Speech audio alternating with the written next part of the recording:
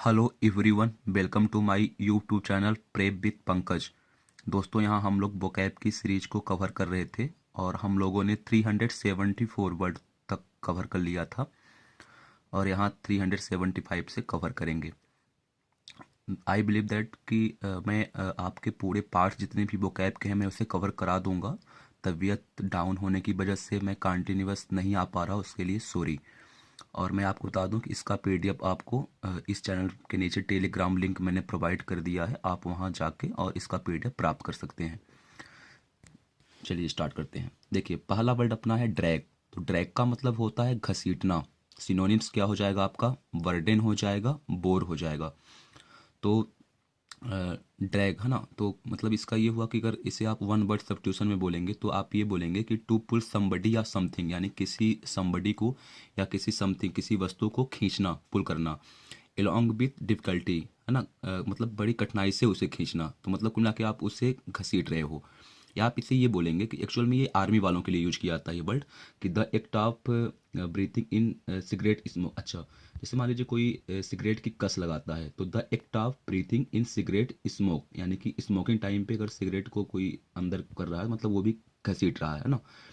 या फिर a person or thing that is boring, एक ऐसा इंसान जो बहुत बोरिंग है और मतलब कि, तो उसे भी आप बोलेंगे ड्रैग। तो ड्रैग के तीन आपको सेंस समझ में आया। पहला तो ये होता है किसी समबडी या समथिंग को खींचना बड़ी कठिनाई से। दूसरा ये होता है कि जो सिगरेट होता है स्मोक में, उसको ब्रीथिंग यानी खींचने की जो कस होती है, यानी कि उसकी जो कला होती है, उसे भी ड्रैग बोलते हैं। और तीसरा कि नाउन के रूप में कि एक ऐसा पर्सन जो क्या करता है कि बोरिंग टाइप में होता है, तो उसे भी आप ड्रैग बोलते हैं। कैसे याद होगा? देखिए, ड्रग लिखा है, ड्रैग एज लाइक ड्रग। और कोई इंसान ड्रग लेगा, है ना, सिगरेट को कस लगा के खींचेगा, तो उसे आप क्या करेंगे? घसीट घसीट के मारेंगे ना, या उसके जो मम्मी पापा हैं उसे घसीट के मारेंगे। किसी का लड़का ड्रग सिगरेट स्मोकिंग में आ जाए तो घसीट के मारेंगे। तो आप यहाँ से याद कर सकते हैं।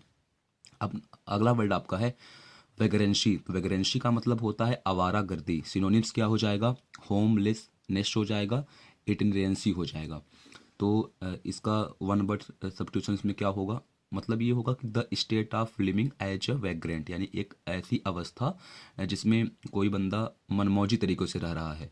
तो उसे ही आप बोलेंगे ना आवारागर्दी, यानी वैग्रेंट शब्द होता है मनमौजी, और वही से मिलके बना है वैग्रेंसी, आपका आवारागर्दी।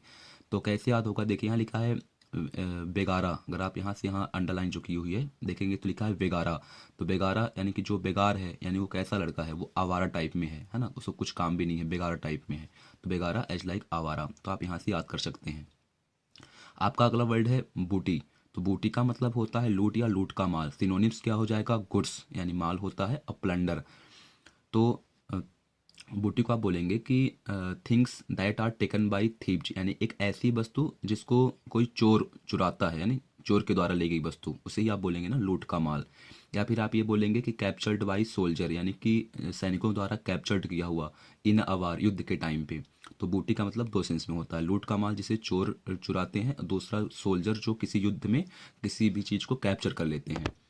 ओके, तो things that are taken by thieves, और आप ये बोलेंगे कि captured by soldier in a bar. तो आप ऐसे याद कर सकते हैं। तो देखिए क्या होगा, यहाँ यहाँ शब्द लिखा है बूटी। आपको पता है कि जड़ी बूटी होती है, तो बूटी खिला के, और जो चोर या लुटेरे होते हैं वो हमको क्या करते हैं? लूट ले जाते हैं ना। तो बूटी खिला के क्या करेंगे? लूट ले जाएंगे। तो ऐसे आप याद कर सकते हैं, मतलब लूटने के लिए वो बूटी का यूज करते हैं, कोई ऐसी जड़ी बूटी जो इंसान को बेहोश कर दे ताकि वो अच्छे आसानी से लूट पाए। आपका अगला वर्ड है परवेयर। तो परवेयर का मतलब होता है प्रबंधक, यानी कि मैनेजमेंट करना, मैनेज करना। तो सिनोनिम्स क्या हो जाएगा? गार्जियन हो जाएगा और मैनेजर हो जाएगा। जो गार्जियन होते हैं वो भी तो आपके मतलब मैनेजमेंट करते हैं आपका, तो गार्जियन, और दूसरा क्या हो जाएगा? मैनेजर। तो इसे आप कैसे याद? देखिए, जो परवेयर ये आपका नाउन है, तो आप ये बोलेंगे कि अ पर्सन हु सेल्स या डील्स इन पर्टिकुलर गुड्स, यानी कि जो किसी व्यक्तिगत सामान का सेल्स करता है, बेचता है या डील करता है, उसे भी आप परवेयर बोलते हैं, मतलब प्रबंधक है वो। दूसरा आप ये बोलेंगे कि अ पर्सन या फिर ग्रुप, एक ऐसा इंसान या ऐसा कोई समूह, वो spread a promotes an idea, जो आइडिया को मतलब जो प्रमोशन, जो आइडिया के प्रमोशन को स्प्रेड करता है, फैलाता है, उसे भी आप क्या बोलेंगे? परवेयर, यानी वो प्रबंध करता है कुल मिला के। तो आप इसे याद ऐसे करेंगे, देखिए यहाँ शब्द आ रहा है पर्व। पर्व, आपको पता है जब कोई त्यौहार आता है, कोई मतलब पर्व आता है, तो आपको मैनेज करना पड़ता है, प्रबंध करना पड़ता है, उसके लिए पूरी व्यवस्थाएं बनानी पड़ती है। या जितने आपके ऑफिसर्स हैं, आप कल को अधिकारी बन जाएंगे तो आपको भी मैनेज करना पड़ेगा, कब, जब कोई पर्व आएगा तब। तो आप यहाँ से याद कर सकते हैं परवियर एज लाइक पर्व। आपका नेक्स्ट वर्ड है टैरी। तो टैरी का मतलब होता है विलम्ब करना। सिनोनिम्स क्या हो जाएगा आपका, डिले हो जाएगा या प्रोक्रेस्टिनेट हो जाएगा। तो इसे आप कैसे याद करें, देखिए टैरी मतलब क्या बोलेंगे, तैयारी। कोई इंसान यदि तैयारी करता है ना, पक्का विलम्ब करेगा, यानी उसे कहीं जाना हो, और स्पेशली फीमेल्स है ना, कि वो तैयारी करेंगी तो उनको तैयारी करने में क्या हो जाएगा, विलम्ब हो जाएगा, यानी पक्का है कि वो विलम्ब करेंगे। तो आप यहाँ से याद कर सकते हैं कि टैरी एज लाइक तैयारी, और क्या होगा, विलम्ब होगा। तो ये अपने आप में एक वर्ब भी है ना, विलम्ब करना। और एडजेक्टिव सेंस में बोलेंगे तो कवर्ड विद तार, यानी कि किसी तार से यदि किसी को आप कवर कर देंगे तो उसे भी आप टैरी बोलेंगे। इट्स ओके, जैसे कोई मतलब धातु हो गई, उसे आप तार से पूरा पैक कर दिए तो टैरी। आपका नेक्स्ट वर्ड है मेटिकुलस। मेटिकुलस का मतलब होता है सतर्कता। सिनोनिम्स क्या हो जाएगा, फास्टिडियस हो जाएगा, केयरफुली हो जाएगा। तो मेटिकुलस जैसे आप याद कैसे करेंगे, देखिए लिखा है मेटिकुलस, यानी मेटी यानी माटी, और कलश, तो मिट्टी के जो कलश बनते हैं उसे बड़े सतर्कता से बनाना होता है। आपको पता है जो कुम्हार है ना भाई, बिल्कुल गोलाकार कलश होता है। आप थोड़ा सा मतलब सतर्क नहीं रहेंगे, केयरफुली नहीं रहेंगे, तो वो जो गोलाई है उसकी वो मेंटेन नहीं हो पाएगी। तो मिट्टी के कलश उन्हें सतर्कता से कहीं रखना भी पड़ता है ताकि वो फूटे ना। और जब बनाते हैं कुम्हार भाई लोग तो वो भी बिल्कुल सतर्कता से बनाते हैं। तो आप याद कर सकते हैं कि मिट्टी के कलश। तो इसका वन वर्ड सब्स्टिट्यूशंस क्या होगा, मतलब ये होगा गिविंग और शोइंग ग्रेट अटेंशन, यानी कि आप एक बिल्कुल अटेंशन मतलब ध्यान होता है, तो आप कहीं बहुत ज़्यादा ध्यान दे रहे हैं या शो कर रहे हैं, तो वो आपका मेटिकुलस होता है। टू डिटेल, या फिर मतलब किसी चीज़ को डिटेल में ध्यान देना है ना, और उसे काफ़ी अच्छे से शो करना, मतलब वेरी केयरफुल रहना, वो आपका होता है मेटिकुलस। आपका नेक्स्ट वर्ड है कप्टस। तो कप्टस का मतलब होता है लालची। सिनोनिम्स क्या हो जाएगा, ईगर हो जाएगा, एवारिसियस हो जाएगा। तो इसे याद कैसे करेंगे, देखिए यहाँ शब्द लिखा है कोवे, COV, कोवे एज लाइक कौवा, है ना, क्रो, कौवे। ये बहुत सारे कौवे, तो कौवे कैसे होते हैं, आपको पता है कौवे लालची ही होते हैं। तो कौवे शब्द से आप कोकोलेट करेंगे और बताएंगे कि लालची होगा। इसका वन वर्ड सब्स्टिट्यूशन में आप ये बोलेंगे कि हैविंग अ स्ट्रांग डिजायर, यदि किसी के पास काफ़ी मजबूत इच्छा है, फॉर द थिंग्स, किसी वस्तु के लिए, है ना, दैट अदर पीपल, मतलब किसी दूसरे लोगों की अपेक्षा। तो किसी दूसरे लोग की अपेक्षा यदि आपको किसी भी वस्तु के लिए काफ़ी हाई या स्ट्रांग डिजायर है, मतलब कुल मिला के आप क्या हैं, लालची ही तो हैं। और स्पेशली वेल्थ यानी धन को लेके अगर ऐसा स्ट्रांग मतलब आपकी डिजायर है, तो आप क्या हो जाएंगे, कपटेसियस यानी लालची हो जाएंगे।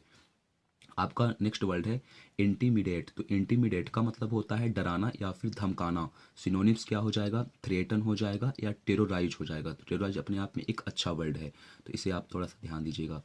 तो इंटीमिडेट, तो इसका मतलब ये हो जाएगा कि फाइटर या थ्रेटन समबडी, किसी चीज़ को मतलब किसी इंसान को आप मार रहे हो, है ना, डरा रहे हो, धमका रहे हो, तो ये हो जाएगा।